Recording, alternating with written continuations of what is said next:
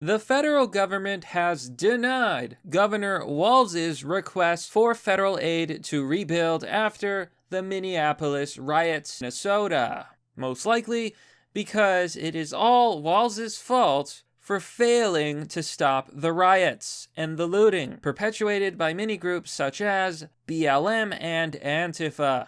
Hello everyone, this is Mr. Obvious, and today on the internet, we're going to talk about Minneapolis, Minnesota, and the riots that we've seen since the passing of George Floyd. Now, this all began in Minneapolis. Okay, so there's a lot that can be said about George Floyd, and there's a lot that can be said about the events leading up to this. But for now, let's stick with the point. Minneapolis was burned to the ground, to the point that it looked like a war zone. The rioting had been extremely bad. So here you can see this headline also on the Star Tribune.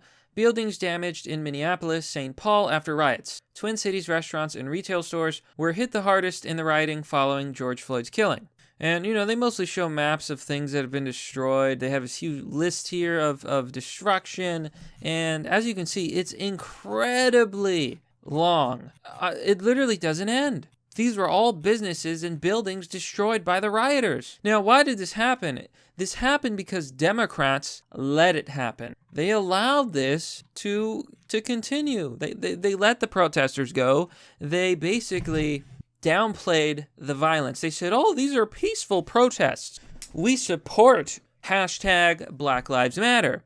Well, what do you know? Well, the entire city got burned to the ground, razed and looted by BLM and Antifa. Now, you have no one to blame but the governor and the Democrats who let it all happen. And so the feds have denied Walz's quest, Governor Walz, for aid money to rebuild. Now here you can see on KSTP, Walz requests FEMA aid for damage due to unrest, now an estimated $500 million. Oh, wow, boys. $500 million, is that what they mean? Because Democrats let people riot. They let the left-wing activists, the woke liberals, and groups like BLM and Antifa riot and destroy.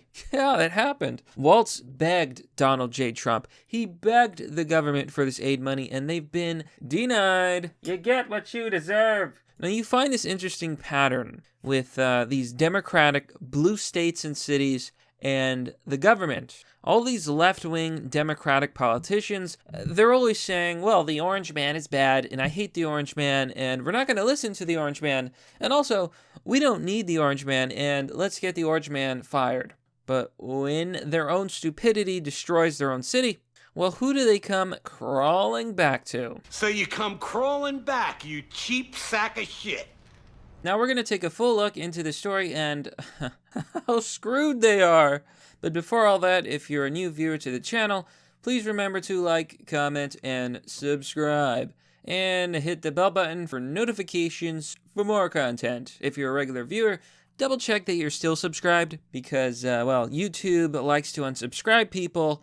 And if you like this video, please consider giving it a share. It's the best way to help the channel. These days, word of mouth is far more powerful than any bias that any of these platforms could possibly have. So the story goes on to say, more than 1,500 buildings suffered damage in the unrest after George Floyd's death. A lot of buildings were razed to the ground. I've covered this before, but the devastation has been incredible. Entire buildings, entire blocks reduced to rubble, as if it was a war zone. Some of the buildings look like they had a bomb dropped on them. The rioters and the looters absolutely devastated Minneapolis and many cities all over the United States. So the story here says, the federal government has denied Governor Tim Walz's request for aid to help rebuild and repair Twin City structures that were damaged in the unrest following George Floyd's death. Walz asked President Donald Trump to declare a major disaster for the state of Minnesota in his request to the Federal Emergency Management Agency, which is FEMA for short. On July 2nd, more than 1,500 buildings were damaged by fires, looting, and vandalism days after the unrest that followed Floyd's May 25th death in Minneapolis police custody, racking up more than $500 million in damages, according to Walz. Now, just a few quick words on George Floyd. One, he was not a nice man. He did have an extensive criminal record, a lot of bad things in his past. At the time of arrest, I've seen the autopsy report. He was over the overdose limit for at least one powerful opioid.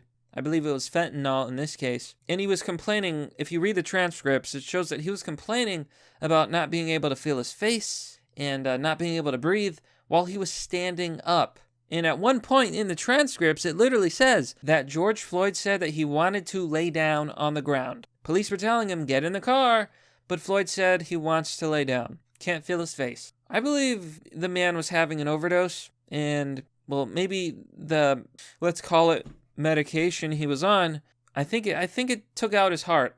I think it was cardiac arrest. Now, I'm sure that the arrest itself did not help the case. If you are suffering from a tumor, if you have sickle cell anemia, if you are a heavy user of illegal substances, if you're over the known overdose limit for one of those substances, and if you're already saying that you can't feel your face, you can't breathe, and you want to lay down before you are even on the ground, with those kind of health problems, because he did have heart problems too, with the drug use, I just think his days are numbered. And I also want to make the point that he was no saint. So, all the left-wingers, all the woke people, like these groups like BLM, they've turned him into some sort of martyr or a savior. I just want to make the point that he was not a saint. Not by any means, but there you go. Either way, look, the big point here is that they shouldn't have allowed all of this damage to happen.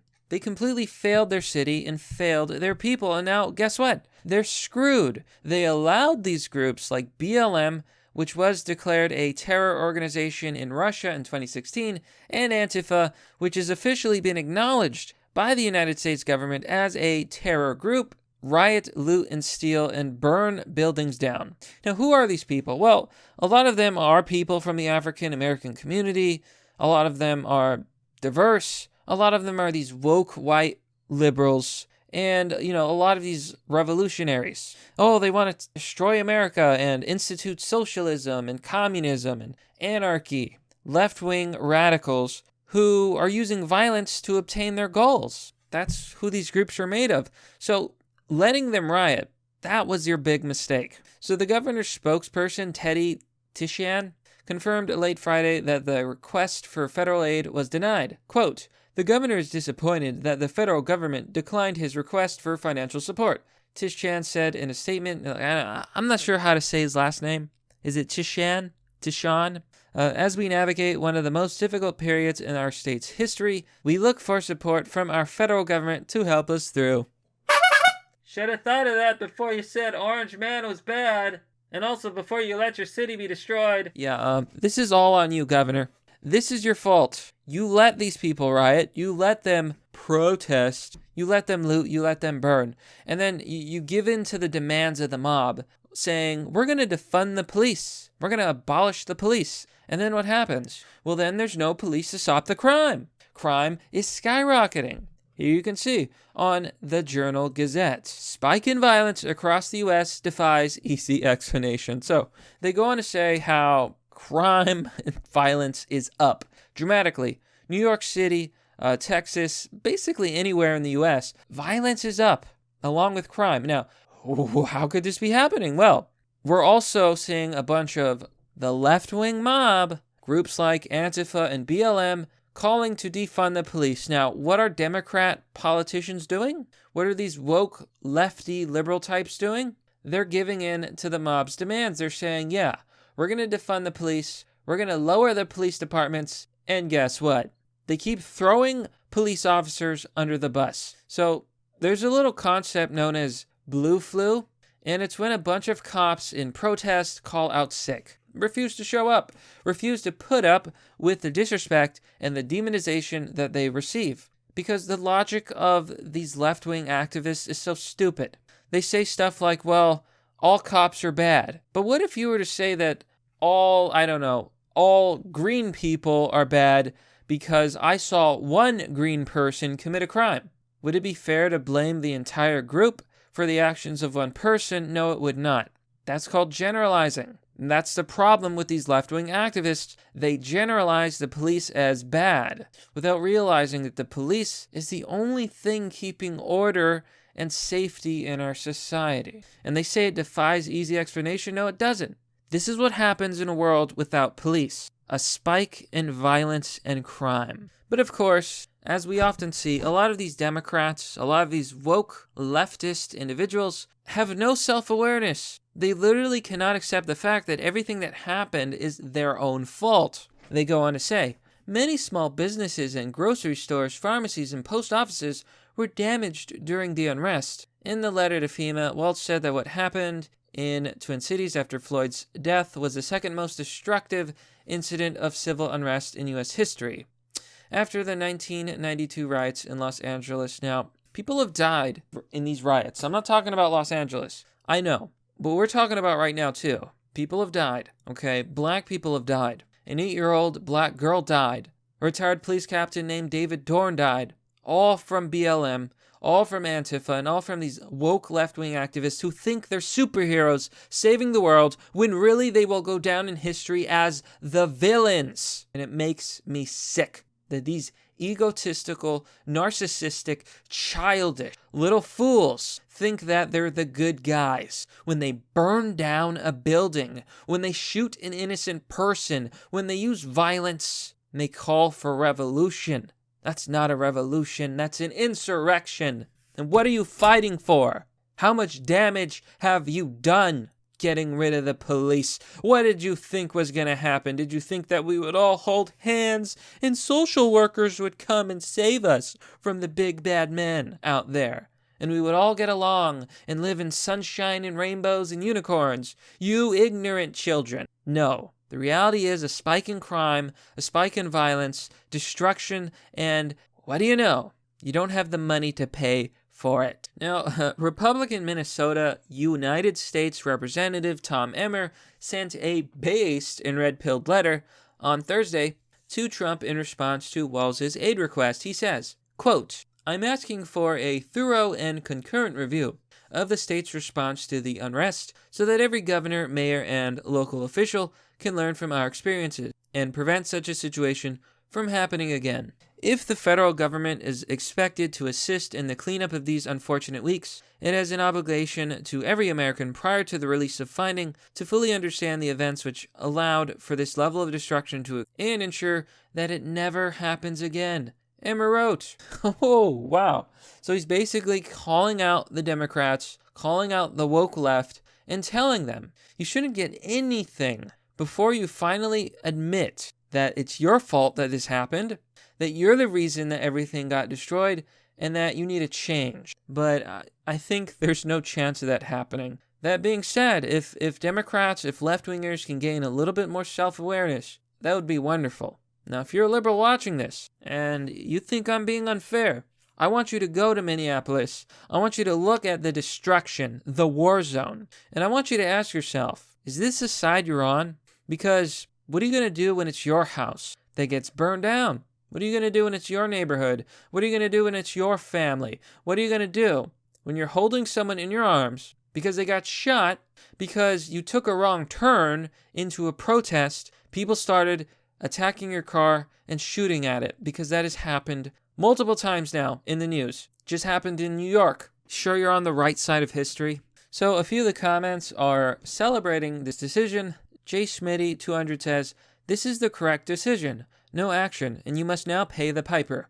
This is Minneapolis taxpayers. You voted for it. Yeah, that's pretty apt. I mean, they did vote for it. That's what they wanted. Call Me Snake says, was Walz this delusional to think that federal taxpayers were going to bail him out? Wow. Shelley replies, if Minnesota was a red state, we would have never had this level of destruction occur. And fair enough. It's not the red states run by Republicans that are being destroyed.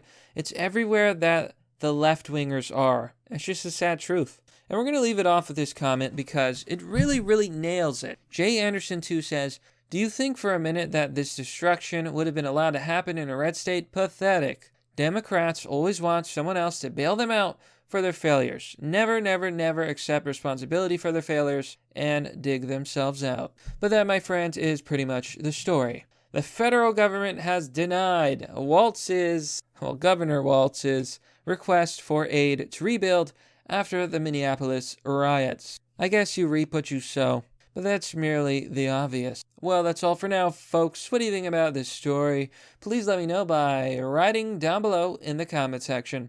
As always, if you like the work I do and want to support the channel, you can join me on Patreon or Subscribestar for as low as $1. Doing so will give you access to a private Discord server. And lastly, sharing the video is again one of the best things you can do for the channel. These days, content like mine does not get promoted like it used to. So if you want to help out, simply share the video. And if none of that is your style, why not consider checking out my merch store? I've got a variety of designs and products for you to choose from, all with professional quality art. Anyhow, thanks for watching. This has been Mr. Obvious, and I'll see you all next time.